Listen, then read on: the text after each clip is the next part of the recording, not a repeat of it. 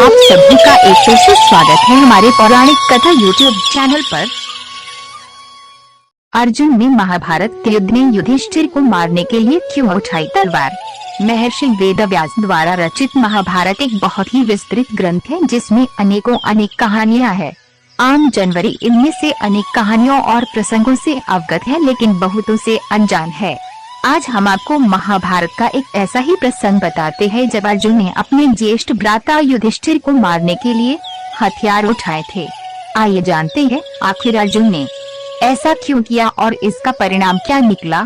महाभारत काल की ये कथा हमें वे समय याद कराती है जब कुरुक्षेत्र युद्ध चल रहा था।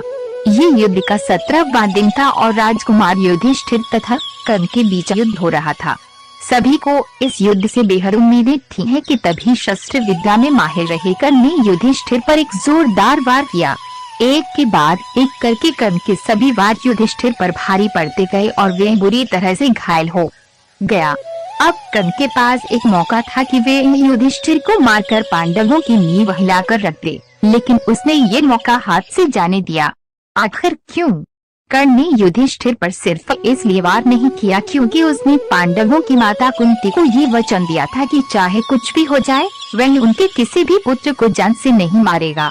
और यही कारण था कि ना चाहते हुए भी कर्ण ने युधिष्ठिर को जीवित ही जाने दिया।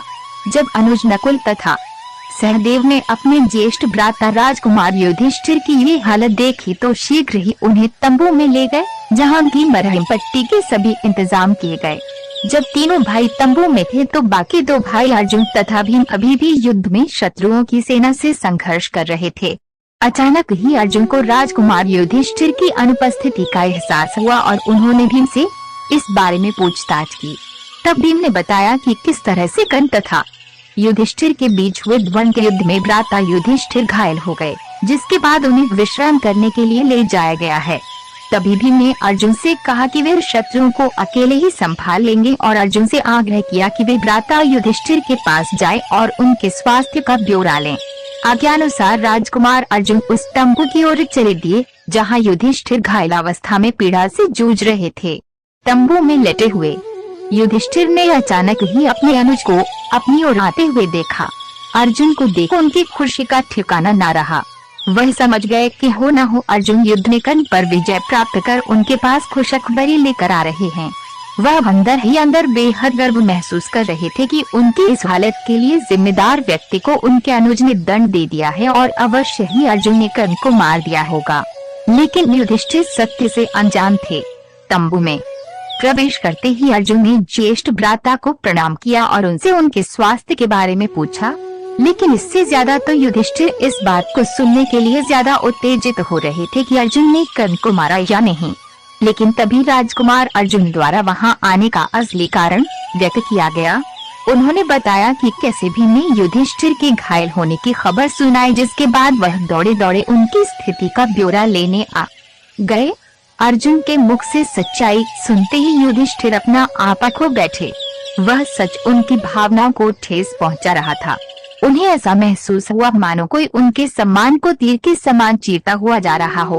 वे बेहद क्रोधित हो उठे और बोले, तुम यहाँ केवल मेरे घावों के बारे में पूछने आए हो या फिर उन्हें और कुरेदने आए हो? तुम किस प्रकार के अनुज हो जो अब तक अपने ज्येष्ठ भ्राता के अपमान का बदला नहीं ले सके? युधिष्ठिर के इन कटु वचनों को सुनकर अर्जुन बेहद शर्मिंदा महसूस कर रहे थे, लेकिन युधिष्ठिर का क्रोध शांत नहीं हो रहा था। वे आगे बोले, यदि तुम मेरे लिए इतना भी करने में असमर्थ हो तो तुम्हारे इस गांधी वस्त्र का कोई लाभ नहीं है। उतार कर फेंक दो इसे। अपने प्रिय गांधी वस्त्र की निंदा सुनते ही अर्जुन के मुख पर निराशा वाले भाव पल में ही क्रोध के साथ बदल गए। वह संसार में किसी से भी किसी भी प्रकार की निंदा सुन सकते थे, लेकिन उनके गांडीव के बारे में कोई एक भी अपशब्द बोले ये उन्हें बर्दाश्त नहीं था। दरअसल ये अर्जुन द्वारा लिए गए एक वचन का हिस्सा था, जिसके अनुसार कोई भी अपना या पराया व्यक्ति यदि उनके पवित्र एवं प्रिय गांधी वस्त्र के बारे में बुरे वचन बोलेगा तो वे उसका सिर कलम कर देंगे। यही कारण था कि युधिष्ठिर द्वारा गांडीव की निंदा करते ही अर्जुन ने अगले ही पल अपना गांडीव उठाया और क्रोध भरी आंखों से युधिष्ठिर को मारने के लिए आगे बढ़े। तभी श्री कृष्ण वहां पहुँचे और अर्जुन के इस व्यवहार को देखते ही उन्हें रुकने की आज्ञा दी। श्री कृष्ण राजकुमार अर्जुन का ये रूप देखकर बेहद अचंभित हुए। वे समझ नहीं पा रहे थे कि आखिरकार ऐसी क्या बात हुई जो अर्जुन अपने ही प्रिय भाई युधिष्ठिर के प्राण लेने को तैयार हो गए। तत्पश्चात अर्जुन ने उन्हें घटना का सार बताया और फिर श्री कृष्ण को समझाया कि आखिर बात क्या थी। उस समय भगवान कृष्ण ने अर्जुन को समझाया और बोले, हे अर्जुन, मैं तुम्हारे अपने गांडीव के संदर्भ में लिए गए वचन का सम्मान करता हूँ। वचनानुसार तुम्हें अपने ही ज्येष्ठ भ्राता को मार देने का पूरा हक है, परंतु धार्मिक संदर्भों में ये पाप है। लेकिन दूसरी ओर अर्जुन भी अपने वचन से मजबूर थे।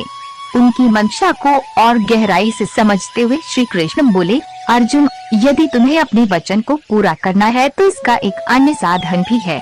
माना जाता है कि अपने से बड़ों का अनादर करना उन्हें मृत्युदंड देने के समान होता है। यदि अभी तुम अपने ज्येष्ठ भ्राता का अपमान करो तो तुम्हारा वचन पूरा हो जाएगा। श्री कृष्ण की आज्ञानुसार अर्जुन ने अगले ही पल युधिष्ठिर का तिरस्कार किया। अपने द्वारा किए गए इस अनादर को अर्जुन सहन न कर सके और इस बार अपने ही प्राण लेने के लिए उन्होंने अपनी तलवार उठा ली। लेकिन भगवान कृष्ण ने उन्हें ऐसा करने नहीं दिया।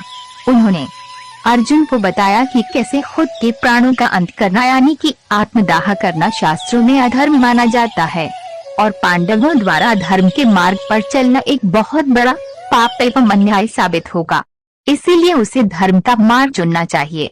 इसके साथ ही श्री कृष्ण ने कहा कि आत्म प्रशंसा आत्मघात के समकक्ष है।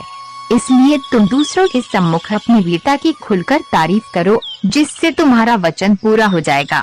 श्री कृष्ण के इन वचनों को सुन धीरे धीरे राजकुमार अर्जुन का क्रोध शांत हुआ और उन्होंने खुद के सिर पर रखी उस तलवार को नीचे उतारकर फेंक दिया। इस प्रकार भगवान कृष्ण के निर्देशों से राजकुमार अर्जुन का वचन पूरा हुआ और साथ ही वे किसी भी प्रकार समस्त व्रत कथाओं को सुनने के लिए आज ही हमारा चैनल सब्सक्राइब करें और हमारे नई व्रत कथा का नोटिफिकेशन पाने के लिए बेल आइकन दबाना न भूलें।